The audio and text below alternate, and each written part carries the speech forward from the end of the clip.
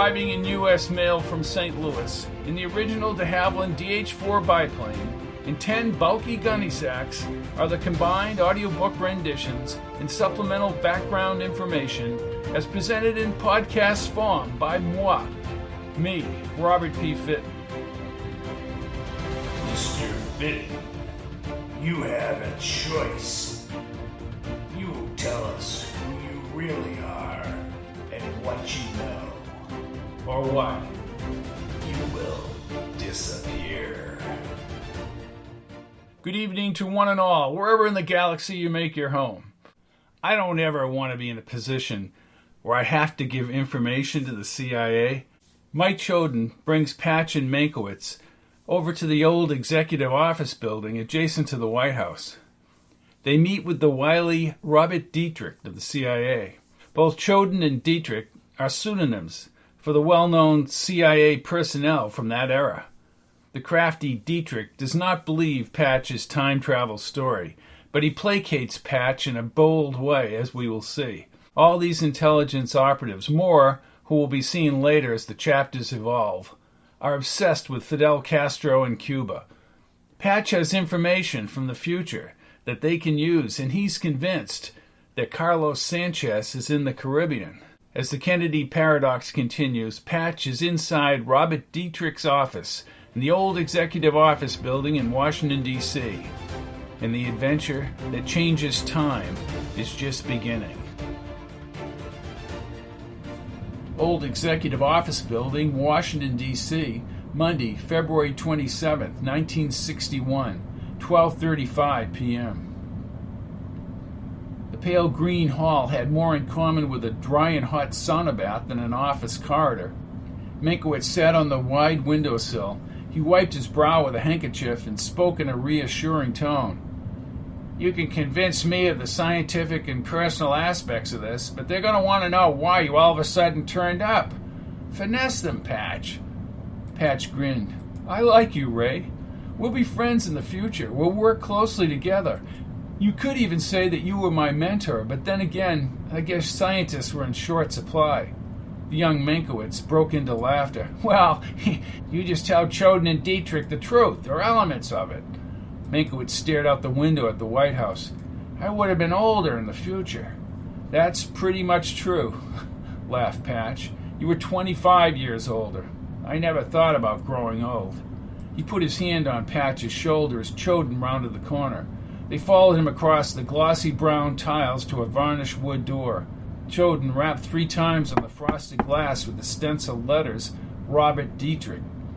A thin, middle-aged man with a light brown hairline slightly receding opened the door.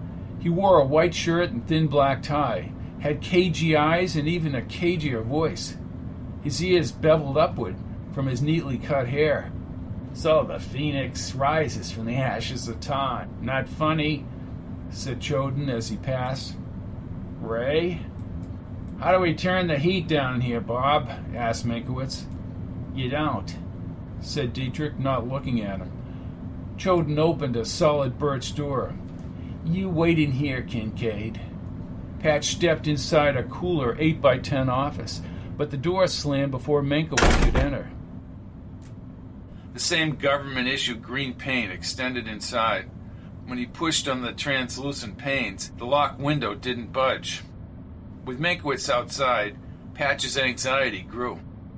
As he turned and leaned against the window casing, the smaller door opened. Kate, wearing a white sweater and knee-length blue dress, entered from the next room. Katie!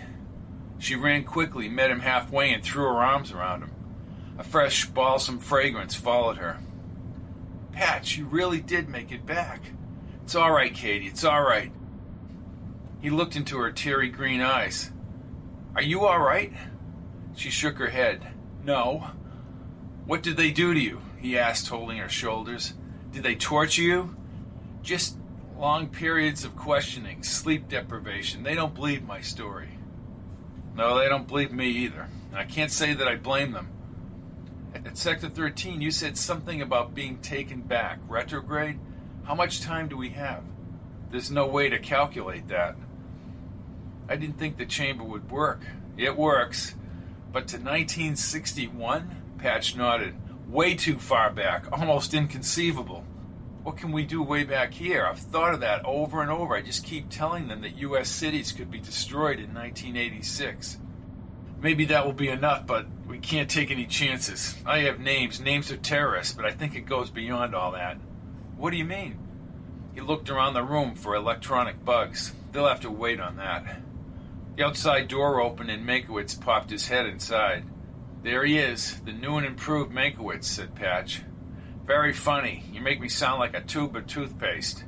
Just give us a few minutes out here. We need to ask you both some questions. Tell them I want to be flown to Miami, said Patch. Oh, sure, I'll get you a first-class seat, said Meinkewitz as he closed the door. Why Miami, she asked. It's a focal point. Where did you land?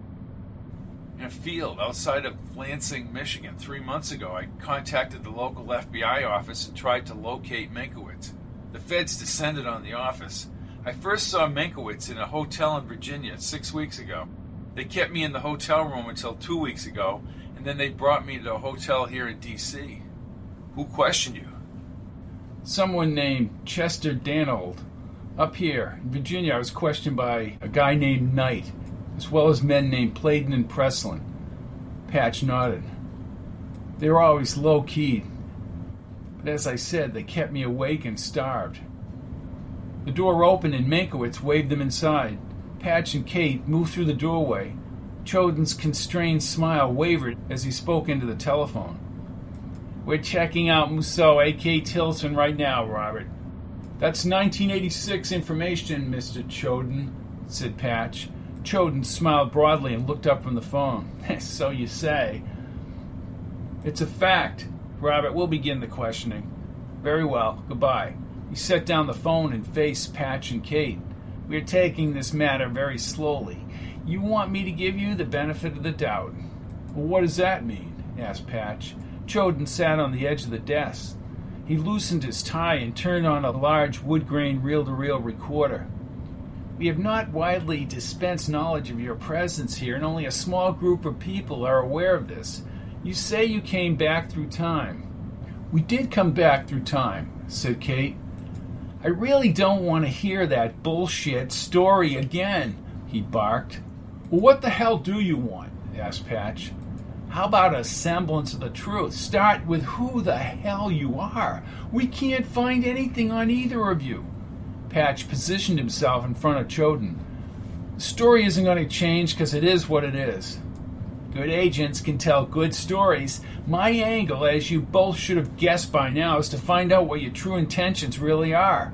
Coming up with a time travel story is a remarkable leap in credibility. Come on, cut the crap. Meinkewitz rushed up to Choden like a baseball manager arguing with the umpire. Bring in the other physicists, Michael. His story makes sense. It's like he solved everything we've been researching. I don't give a shit whether this thing makes sense scientifically, said Choden. He took out his gold cigarette container and moved another long-filtered cigarette. He quickly lit it with the silver lighter and expelled the smoke. What is it you want, Patch? Patch looked him squarely in the eye. I want us brought to Miami. Choden squinted through the smoke. Oh, Miami. You said that before. Ray, Jesus Christ, why Miami? Why not? I think that would put us in a better position. You are in no position to bargain for anything, my friend. Choden deepened his brow and seemed confused by Patch's request. He fixed a smile as he lifted the phone and pushed a button. Bob! Less than 10 seconds later, the thin Bob Dietrich entered through another door and back. He carried a wire-rimmed notebook and several pamphlets. Meinkewitz and Choden exited through the main door, and Dietrich smiled. Where did you go to school, Kincaid? Patch glanced at Kate and then back at Dietrich. Why the hell do you care? Dietrich still had not faced him. Where a man went to school says a lot about his character. I'm an Ivy Leaguer myself. So what? Let's go down and order some crepe Suzette and extra Marnier. Anybody ever tell you you're a fucking wise ass? Said Dietrich, checking his notebook. You never went to school in this country at all, did you, Kincaid? If you think I'm some kind of agent, you're wrong.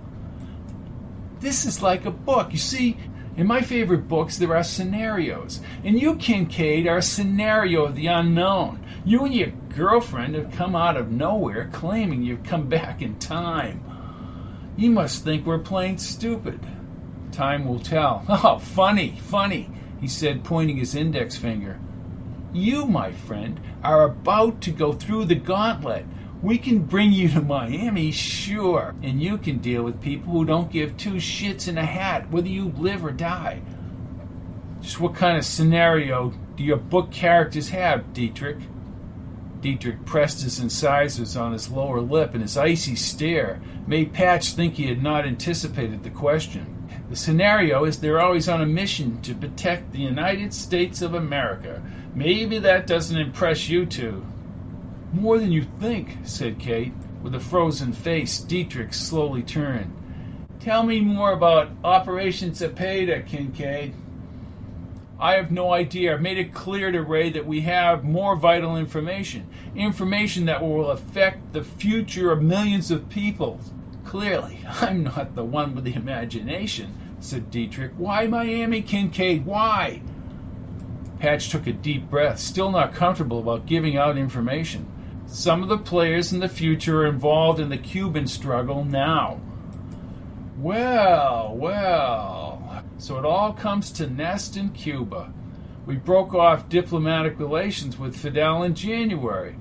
It's Zepeda, isn't it, Kincaid? Or have you been working with knowledge of A.C. Rav? What? He studied Patch's face. Do you have a Russian connection? No. Russian affiliations are not taken kindly by those who have put their lives on the line for freedom. I would only warn you that neither of you will last long in Miami if you have Soviet links. And I don't think I have to tell you that the United States has a vested interest about what goes on in Cuba. And so do I. Well, you damn well should. Why? I told you there are individuals working here who will affect changes in history. Don't insult me! He walked over to the window and looked outside for the longest time. Okay, you win. He pointed his finger at Patch. If you say or do anything suspicious in Miami, you're dead. I want Meinkewitz with me. Agreed. Dietrich eyed him like a wax figurine. I don't make upper-level decisions. I leave that to Little Kennedy and Big Kennedy. But I know for a fact that if you don't give us something, this operation is much too important internationally. We will eliminate you. I'll get you something, Mr. Dietrich, I promise, once I'm in Miami. Chapter 13. Over Miami, Florida, Wednesday, March 1st, 1961, 8:15 a.m.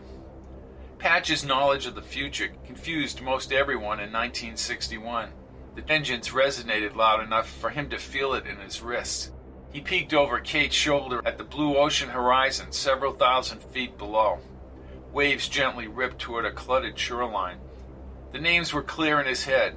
Carlos Sánchez. Carlos Sánchez had orchestrated the nuclear attacks 25 years from now, and Willis had alluded to Carlos defecting to the United States. Bonheim, from the East Germany of this time, might be associated with communist elements.